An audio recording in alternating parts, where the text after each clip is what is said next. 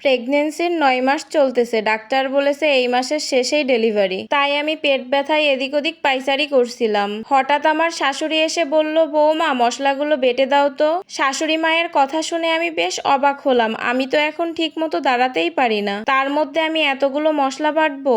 আমি বললাম, মা মশলাগুলো ব্লেন্ডার করে দেই। শাশুড়ি বলল, ব্লেন্ডার করা মশলা দিয়ে আমি তরকারি খাই না, আমার ভালো লাগে না। ওইদিকে সোফায় বসে থাকা আমার শ্বশুর বলল, বউয়ের তো এখন সময় ভালো যাচ্ছে না, মশলা কিভাবে পিষবে। তখন আমার শাশুড়ি বলল, কি বলছো তুমি এসব? আরে বাচ্চা তো আমাদেরও হয়েছে, আমরাও তো কত কাজ করেছি, আমাদেরও তো শ্বশুর শাশুড়ি ছিল। কই আমাদের তো কিচ্ছু হয়নি, এতটুকু কাজ করলে কি এমন মহাভারত অশুদ্ধ হবে? আমার কোনো কথাই তুমি নাক গলাবে না বলে দিলাম। শাশুড়ির কথাগুলো শুনে আর কোনো কথা বলার ভাষা রইল না। শাশুড়ির হাত থেকে মশলার বাটিটা নিলাম, নিয়ে রান্নাঘরের দিকে গেলাম। এদিকে আমার শাশুড়ি ঝগড়া করতে করতে আমার শ্বশুরের দিকে চলে গেল। এদিকে অনেক কষ্টে রান্নাঘরে মশলাগুলো পিষবো বলে রেডি হচ্ছিলাম। কি আর বলবো, পেটে ভীষণ ব্যথা হচ্ছিল। শাশুড়ির মুখের বাজে কথা শুনে মনে হচ্ছিল আমাকে কেউ আঘাত করেছে। হঠাৎ মাথা ঘুরেই পড়ে গেলাম। পড়ে যাওয়ার শব্দ শুনে আমার শ্বশুর এসে আমাকে হসপিটালে নিয়ে গেল। 4 ঘন্টা পরে জ্ঞান ফিরল আমার। দেখছি আমাকে সিজার করা হলো। আল্লাহর রহমতে রাজকন্যার মা হলাম। মেয়েকে দেখে সব দুঃখ ভুলে গেলাম। মেয়েটা হাত পা নাড়িয়ে কান্না করছে দেখে মনটা জুড়িয়ে গেল। কিছুক্ষণ পর আমার স্বামী আর আমার শ্বশুর আমার রুমে আসলো। আমার স্বামী এসে মেয়েকে কোলে নিয়ে আদর করতে লাগলো। তারপর আমাকে জিজ্ঞাসা করলো, কেমন আছো তুমি? আমি বললাম, আমি ভালো আছি। আমি এদিক ওদিক তাকাচ্ছি, কিন্তু আমার শাশুড়ি আর ননদকে কোথাও দেখতে পাচ্ছিলাম না। হসপিটালে 4 দিন ছিলাম, কিন্তু এই 4 দিনের মধ্যে আমার শাশুড়ি আর ননদ আমার মেয়েটাকে একদিনও দেখতে আসলো না। কিন্তু আমার শ্বশুর প্রতিদিন আসতো আমাকে দেখতে আর তার নাতনিকে দেখতে। শেষের দিন হসপিটালে বিল আসলো 35,000 টাকা। আমার স্বামী 15,000 টাকা বিল দিয়েছে, আর বাকি 20,000 টাকা আমার বড় ভাই দিয়েছে। আমি তো আমার শ্বশুর বাড়িতে যাওয়ার পর আমার শাশুড়ি আমার মেয়েকে ছুঁয়েও দেখছে না। পরে আমার শ্বশুর বলল, দেখো এটা তো তোমারই নাতনি, আর আমাদের বংশের প্রথম বংশধর। তুমি যদি নাতনিকে আগলে না রাখো তাহলে কেমন দেখায়? দেখো, রাগজিৎ থাকা ভালো, কিন্তু এতটা রাগজিৎ থাকা ভালো না। আমার শ্বশুরের কথা শুনে আমার শাশুড়ি আর কোনো পাল্টা জবাব দিলেন না। দৌড়ে গিয়ে নাতনির কাছে গেল আর আমার মেয়েকে কোলে নিয়ে জড়িয়ে ধরে খুব কাঁদলো। আমি বিছানায় শুয়ে ভেবেছিলাম সব ঠিক হয়ে যাবে। আমার মেয়েকে এতটা আদর করছে, এই খুশিতে আমার চোখে পানি চলে আসলো। কিছুদিন পর আমার স্বামীর চাকরিটা চলে গেল। আমার স্বামী তখন অনেকটা ভেঙে পড়লো। আমার স্বামী একটা সহজ সরল প্রকৃতির মানুষ। আমি আমার ফোনটা হাতে নিয়ে ভাইয়াকে কল করে সবকিছু খুলে বললাম। ভাইয়া তখন বলল, ঠিক আছে তুই কোনো টেনশন করিস না, দেখি আমি কিছু একটা করতে পারি কিনা। তখন বিকেলবেলা ভাইয়া মিষ্টির প্যাকেট নিয়ে আমাদের বাড়িতে আসলো।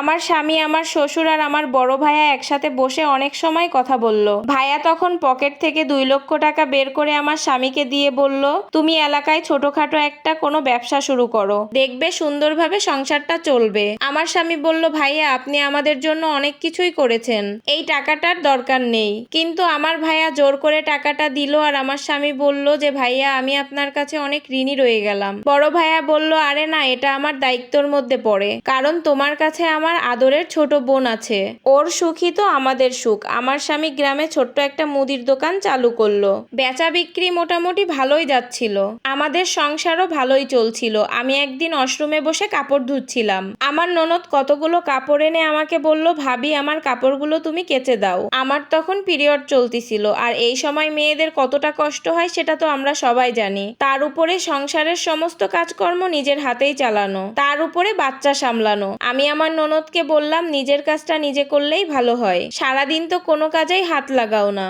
অন্তত নিজের কাজগুলো নিজেই করো, অন্যকে আদেশ করা বন্ধ করো। ননদ তখন রেগে গিয়ে আমাকে বলল, ও বাবা, জমিদারের বেটি আমাদের বাড়িতে এনেছি। তখন আমি রাগ কন্ট্রোল না করতে পেরে আমার ননদের সাথে অনেক বেশি কথা কাটাকাটি হয়। এক পর্যায়ে আমার শ্বশুর এসে আমার ননদকে কয়েকটা থাপ্পড় মারে, আর আমি কিছু না বলে কাপড় ধুতে ব্যস্ত হয়ে গেলাম। সন্ধ্যাবেলা যখন আমার স্বামী বাসায় আসে, তখন আমার ননদ আমার স্বামীর কাছে গিয়ে আমার নামে কেঁদে কেঁদে অনেক কথা বলল, যাকে বলে তিলকে তাল করা। আমার স্বামী আমার ননদের কথা শুনে রুমে এসে বেল্ট খুলে আমাকে পিটাতে লাগলো। তোর দ্বারাই কিচ্ছু হবে না, সারাদিন কি করিস তুই? শুধু আমার মা বোনের সাথে ঝগড়া এটাই করতে পারিস তুই? আমার স্বামী আমাকে মেরেই চলছে, কিছুতেই থামছে না। আমিও একটা পর্যায়ে আমার স্বামীকে ধাক্কা দিয়ে ফেলে দেই, আর আমি ভয়ে তাড়াতাড়ি করে বাথরুমে ঢুকে যাই। আমি কি করব কিচ্ছু বুঝতে পারছি না। তখন হঠাৎ বাথরুমে রাখা হারফিকের দিকে চোখ পড়ল পড়লো আমার। এদিকে আমার স্বামী অনবরত দরজা ধাক্কা দিচ্ছে। তখন আমি তাড়াতাড়ি করে হারফিকের বোতলটা হাতে নিলাম আর অনেকখানি খেয়েও ফেললাম। কি আর বলবো, তখন আমার দম বন্ধ হয়ে যাওয়ার মতো অবস্থা। আমার স্বামী দরজা ভেঙে বাথরুমে ঢুকে পড়লো। আমার স্বামী দেখলো আমি কাতরাচ্ছি আর অন্যদিকে হারফিকের বোতলটা নিচে পড়ে আছে। আমার স্বামী তখন আমার গলার ভিতরে হাত দিল যাতে করে আমি বমি করি, যাতে করে কিছুটা হলেও হারফিক বেরিয়ে আসে। কিন্তু ততক্ষণে আমি অজ্ঞান হয়ে যাই। যতক্ষণে আমার জ্ঞান ফেরে তখন দেখি আমি হসপিটালের বেডে। চোখ খুলতেই আমার ভাইয়া আর আমার স্বামীকে দেখতে পাই। তখন আমার ভাইয়া আমাকে কষে একটা থাপ্পড় লাগালো আর বলে, পরিবারে তো ঝামেলাই হয়, কিন্তু তাই বলে তুই এমনটা করবি? আজ যদি তোর কিছু হয়ে যেত তাহলে তোর বাচ্চাটার কি হতো? ভাইয়ার কথা শুনে আমি আর কিচ্ছুই বলতে পারলাম না। শুধু চুপ করে আমি আমার স্বামীর দিকে তাকিয়ে আছি। ভাইয়া তো আর জানে না বিয়ের এতগুলো দিন আমি ওই বাড়িতে কি সহ্য করে রয়েছি। আমার শেষ ভরসা ছিল আমার স্বামী। শেষ পর্যন্ত আমার সেই স্বামীও আমার প্রতি এতটা নির্দয়, এতটা নিষ্ঠুর হয়ে গেল।